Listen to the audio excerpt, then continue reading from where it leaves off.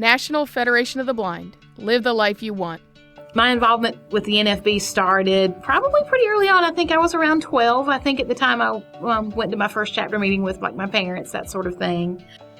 I'm Jamie Allison, and I live in upstate South Carolina. I am currently the chapter president for the county that I live in, and I'm also the lead instructor for the NFB of South Carolina Braille program. I was born with legal blindness. I still have a little bit of residual vision, but it fluctuates some, and the conditions now affect it a lot more than it used to when I was younger. I started off in public school. It was my dad's wish that I stay in public school and not do a special school for the blind, that sort of thing.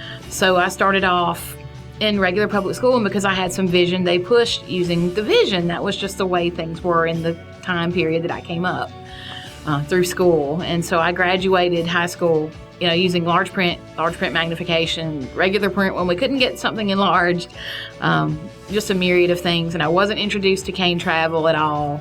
That never really came into the picture either until a lot later.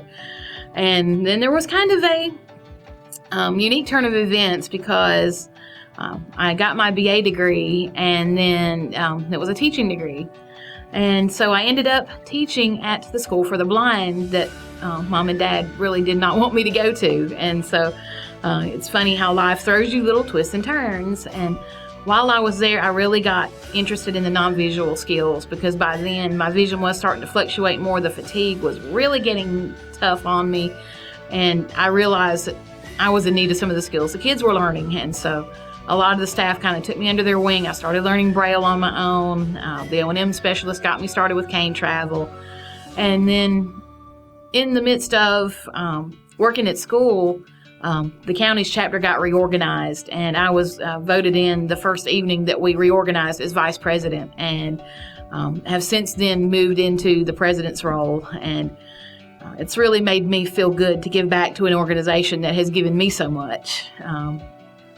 Definitely my abilities in Braille and cane travel would not be as good as they are today without the NFB.